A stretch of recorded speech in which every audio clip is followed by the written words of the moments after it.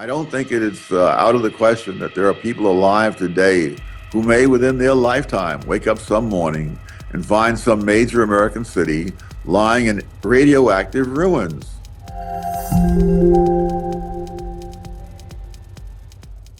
Book, Wealth, Poverty, and Politics, an International Perspective, Thomas Sowell. Thomas, I want to thank you so much for being here. It is a pleasure to finally get a chance to speak with you. And because you are such an expert and so well known in politics, I have to begin with what we are currently undergoing at this moment. Donald Trump is the guy who is running the political words at this moment in the media. Everybody talks about him. We keep hearing that Americans are angry. They're angry and tired of lying politicians, career politicians, fast buck con artist politicians.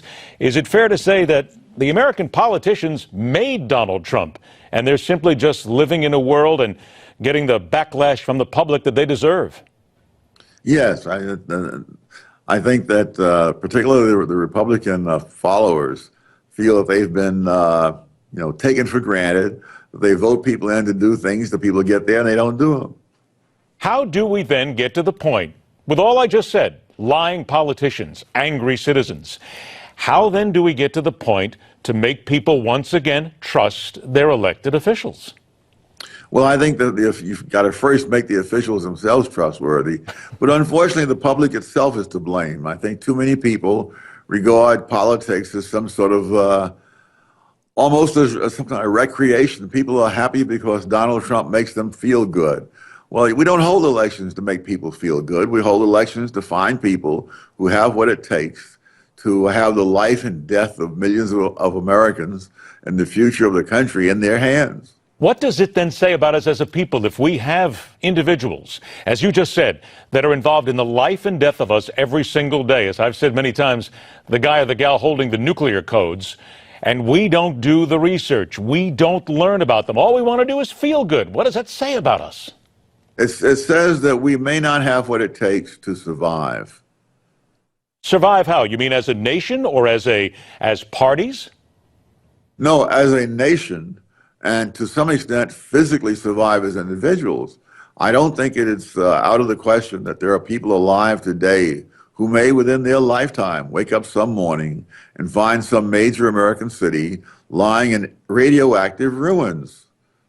Then if we're driving ourselves to that point, is it possible it's got to be possible, then I've got to believe, and there's some optimism here, that we can turn this around, because what you're talking about is the end of the United States. People have been saying it can't last forever in the first place. Something's got to change, but we want to keep this around, but it seems impossible.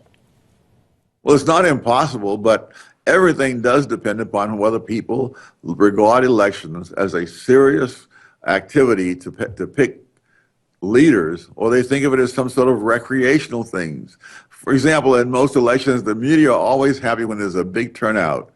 Elections are not held to have big turnouts. They're held to select people to hold enormous responsibilities in their hands.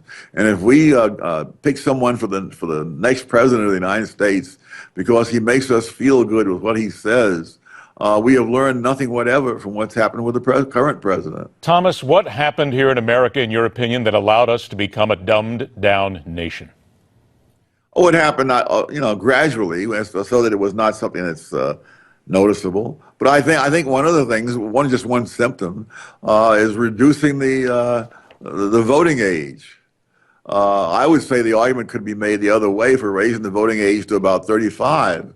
Since most people, or great millions of people, don't even become self-supporting until they're nearly 30 and sometimes beyond.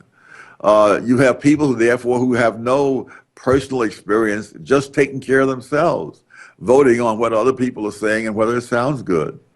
I only have about a minute left, and I need to ask you this. The National Bar Association has a survey out that says only 24% of white Americans, 19% of blacks believe the nation is close to achieving racial equality. That's distressing. We're getting worse, and a lot of it is the current administration, is it not?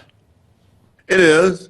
But again, I think that the people who are most hurt, I think, are the biggest supporters of the administration, including young people, for example, who, they may or may not find Social Security there when they reach 65.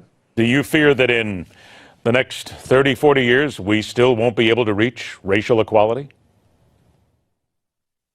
I don't think so. I think that trying to reduce gaps and things, I think, is really something that you need to make opportunity available to all. What people would do with the opportunity is another question entirely, and largely outside the province of the government. There's so much that we could talk about. I could actually do this for hours because there's so many other questions, but what you've given us is a wealth of knowledge. I want to remind everybody, the book once again is Wealth, Poverty, and Politics, an International Perspective, and it is written by Thomas Sowell. Thomas, thank you so much for being here. I certainly hope we get a chance to do this again. I would love the opportunity. Thank you. All right, take care.